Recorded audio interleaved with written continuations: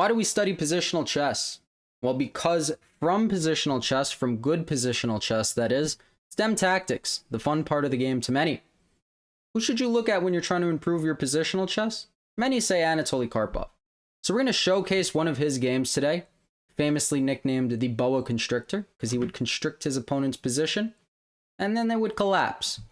So this game was played in Sweden. We got Viktor Korchnoi with the black pieces, Anatoly Karpov with the white pieces. Karpov executes the perfect Karpovian school of chess. Then at the end, right, from good positional chess stem tactics, he unleashed a little bit of Mikhail Tal on Korchnoi. So we get a Sicilian. Oh, by the way, a little bit of an update. I set up my whole Twitch streaming today. So follow me on Twitch. Starting on Saturday, I'm going to be streaming all of the weekends and hopefully the weekdays. So we're getting into streaming, right? I love when chess is the background and I could just be myself, my oh so likable self to oh so many. So we get an open Sicilian, knight takes f3, knight f6, knight c3. What Sicilian are we going to get? Well, we know we're going to get an open. Are we going to get a Najdorf? Are we going to get a dragon? We're going to get a dragon. Now, I feel personally like the dragon is so notorious around like the 1500 level, maybe like the 14 to 1800 level. So many people, they try out the dragon, the accelerated dragon, hyper accelerated dragon. So it's good to know how to play. I remember when I was a kid, every game was like a dragon Yugoslav. So we got bishop e3. Why? Well, because a lot of the time against the dragon, it's good to snap off that dark squared bishop. So white, in essence, is trying to snap off the annoying bishop that is the dark squared bishop. I had a little bit of a brain freeze there. That was weird. f3. What's the point of f3? You might say to defend e4. Not so much. Yes, it does do that. Is that the whole purpose? No. The point of f3, it's like a Samish. Think of it like a Samish or you're like a Yugoslav. The point is to go g4, h4. So white is setting up in such a way that they have a battery. That accent makes me think. What's going on in the UK is so crazy. So crazy. Have you guys been keeping up with that? UK? You gay. For that. That's all I gotta say. But white is gonna castle queenside. Black's gonna castle kingside. White's gonna attack on the king side. Black's gonna attack on the queen side. That's typically the point of the dragon. Or how Yugoslav dragon positions go. We get knight c6, queen d2.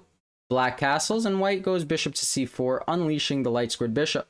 That's kind of nice, right? Black doesn't know, is white going to go queenside or kingside? So it's harder to assemble an attack if you don't know where the king is going, right? Because you want to attack the king.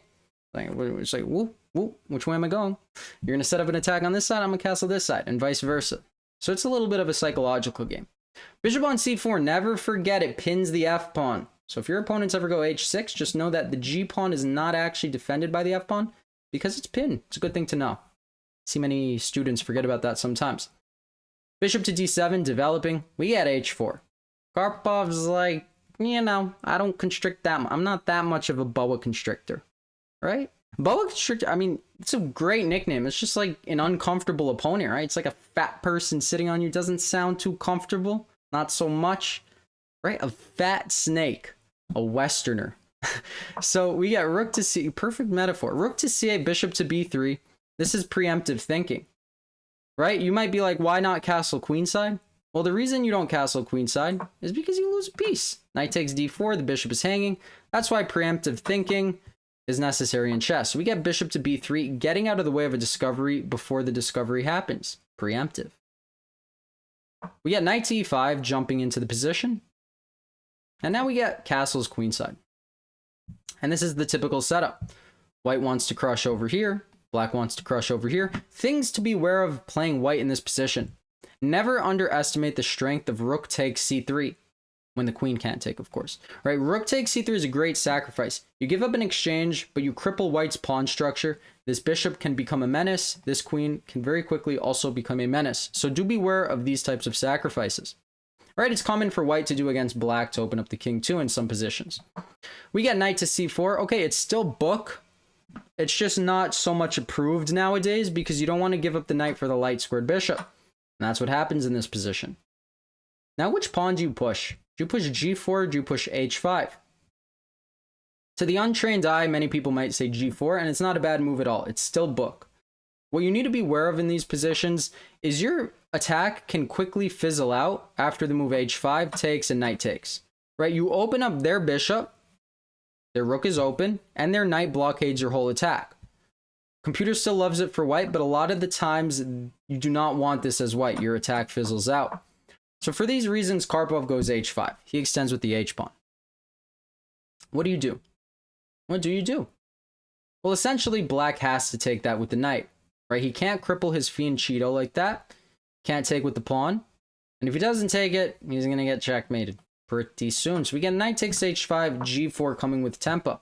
White gave up a pawn, but what did he get? He got the semi-open h-file. He got a tempo. And that's a lot of stuff. The bishop is closed again. Now we get knight e2. Why did he go knight e2? Many people might say, why not bishop h6? Let me show you something first. Remember that rook sacrifice I was talking about? Let's say the queen jumps off of the knight. To demonstrate, black would just take, white would take, and this is just not great. This is not fantastic for white. You might be like, I'm just going to checkmate him. I'm just going to go g5 and checkmate him. Knight h5. It really just stops an attack on its face, so be wary of that. Now you might say, oh, bishop h6. This just wins the game. Apparently it's still a book move, but black scores magnificently here. I would almost call this move a mistake. Knight takes e4, opening up a discovery of the bishop and the rook on the knight on d4. What do you do now? What do you do now? Well, if you take the knight, then they take the knight on d4, and you're just in an attack. And this is not a fantastic position. They're not going to take and give you checkmate. I hope not. At least they're going to go bishop e5. And it just tactically works out for black, which is kind of amazing. Right? f4, rook takes d1. Can't take here with the king and leave the battery because the bishop takes g4. So it's an amazing, amazing position that wonderfully works out for black. But it is a motif you need to be wary of, and that is why he went knight e2, right? This is like a very Karpovian move. Just sitting back, over-defending everything, and in the midst, there's an attack looming that black is going to need to face. We get queen a5, right? Adding, this is like a Grunfeld, this is like a Banco, this is like a, you know, they love this position. I love this position too, for black. But now we get bishop h6. You need to worry less about this knight on c3. We get takes, queen takes, and it looks scary. Granted, it does look scary, but let me show you how quickly this position can go wrong. See, if you're a tactical player, you're like, checkmate, checkmate, checkmate, then you lose. Then you lose. If you play a move like g5, you're going to end up losing. You underestimate your opponent's ideas. You take them for granted. And all of a sudden you're losing because you want to checkmate so fast. Don't be greedy. Don't do that. So take your time. Rook to d3. Right? You know this sacrifice is a motif, so he's just overstopping the sacrifice. This knight is tied down to h7. And if you don't use the pawn break, right? Pawns are like springs. They're like springs in the position. You wait to use them, right? Once the spring has been used, it gets, the value of it is used up. Potential energy, something like that. Rook to c5, setting up a battery, maybe semi-afraid of this. But actually it's a mistake. Why? He had to go queen d8 and just suffer. But he went rook to c5 and chose to suffer this way. So the move is to stop g5, but why can white play g5? Well, the difference now is this knight on e2 is very beautiful and will jump to f4, dislodging black's whole position. And it is a mating box because the pawn is on e7. You might be like, rook takes. Find the only winning move here for white. I love the idea of streaming too because chess is the background, right? It's annoying when it's like someone's whole personality. It's not. I swear, that's like my favorite thing about overseas chess players. It's like, oh, I play chess. You just play some chess, you talk. Over here, it's like people's whole lives, and it's just their whole personality. Not their whole lives, their whole personality, and it's just like, what are you, a bug? Like, it's just not the greatest. I don't like it. So I like that it'll be the background, and the forefront will be awesomeness. Something like that. Rook to d5. Gaining a tempo on the queen. Knight can't take because of checkmate. So rook has to take. Of course, you take with the knight. Now you're threatening a fork. See, look at this. Look at this explosive chess. He just preemptively stopped everything and then just exploded. Right now, he turns into Tao. The knight can't take because queen takes h7, queen h8 mate. We get rook e8 stopping the fork. Knight e to f4. Remember, look at this. Knight was defensive and now it's aggressive. That's great chess. Over defending the knight over here. Find the only winning move here. This is amazing. This is very hard. Pause the video. The only winning move in this position is e5. Let's go through the lines. Many people might think knight takes f6. But look at this. Look, delve deep. Pawn takes, queen takes h7, king f8, queen h8, king e7. Do you have any more checks? You don't have any more checks. You might be like, I want a pawn.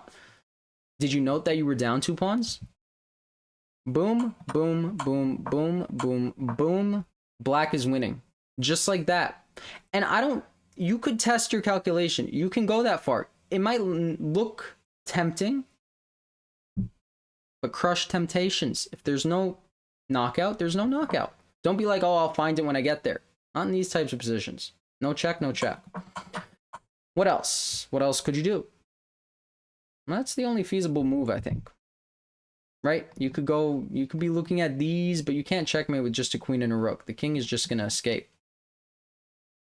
So pawn to e5. What is even the point? What is even the point? Right? Some people might be like, what about this, this, and this? Good thinking. Save that for later. Threatens queen to g7 mate. If pawn takes, that is checkmate, or going to be. But the problem is they have queen to g5 check. Queen takes, f takes, fork. You might be like, why is white not winning this? Black has a lot of pawns. He has 2 pawns and a bishop, 5 for 5. Sounds like a fast food meal. I don't know which branch, but I think I heard that before. So we get pawn to e5. What's the point of this? Well, it's basically an obstruction tactic. Something like that. Deflection. Not really a deflection. But the pawn guards the 5th rank now. You get a lot of these cool types of puzzles. And now it's checkmate after knight takes and knight h5. See, because the queen has no g5. Queen has no g5 check. So now it's forced to do this. Boom, bam, and boom. Checkmate. Magnificent. But that's not what happened. Right? This guy's a GM. We get bishop takes d5. E takes f6. E takes f6. How do you win this? I apologize if you said knight h5. Knight h5 would be a tragic way to go out. And this is why, like, in the future, you could be thinking of stuff like this, but always recheck everything, right? The whole dynamic of the position changed, and you're just actually getting checkmated.